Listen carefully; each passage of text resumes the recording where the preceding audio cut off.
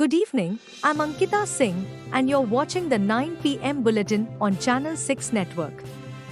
Here are the top stories tonight. In a tragic incident, Allu Arjun has been arrested following a stampede that occurred at the premiere of Pushpa 2 in Hyderabad. The incident has raised serious concerns about crowd management and safety protocols at public events. Authorities are investigating the circumstances surrounding the chaos. In Delhi, schools have once again been targeted by bomb threats, marking the second such incident in a week. The Delhi police are working to trace the source of the emails, while security measures have been tightened around schools to ensure the safety of students and staff. In the world of sports, Gukesh's historic chess victory has sparked a rivalry between Tamil Nadu and Andhra Pradesh. After a gripping 14-day competition in Singapore, Gukesh defeated Ding Liren to become the youngest ever world chess champion. His victory is a testament to years of hard work and a childhood dream realized. In a significant development, the Supreme Court has called for mediation to resolve the ongoing farmers' highway blockade over the demand for better minimum support prices (MSP). A fresh march to Delhi is planned for 14th December, adding urgency to the need for a peaceful resolution. The court emphasized the importance of collaborative efforts between the centre, Punjab government, and farmer leaders to resolve the issue. The Ministry of Electronics and Information Technology, MeitY, is tackling the growing threat of deepfakes by launching research projects and setting up an expert committee.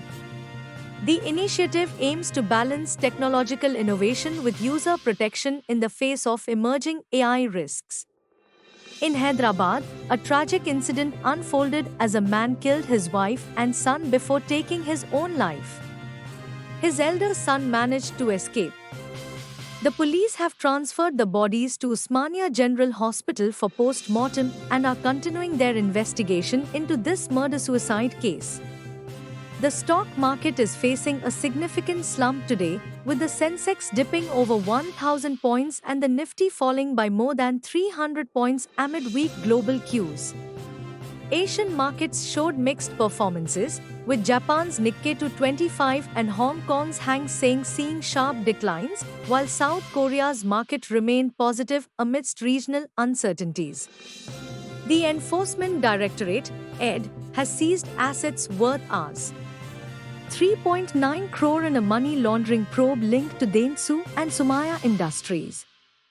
The investigation uncovered inflated transactions used to manipulate stock prices and influence government contracts. Several stockbrokers and merchant bankers are implicated in the alleged scheme. In another security-related incident, the Reserve Bank of India, RBI, headquarters has received a bomb threat email. Gana Malhotra, who recently took over from Shaktikanta Das, is now facing heightened security concerns.